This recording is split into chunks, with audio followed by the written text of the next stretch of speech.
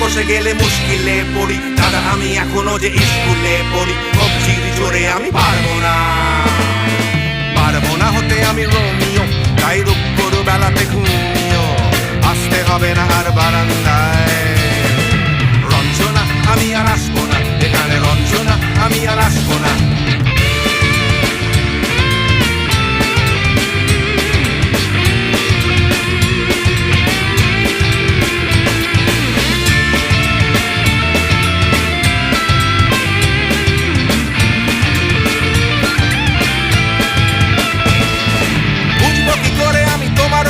দাদা শুধু যে তোমার দাদা নয়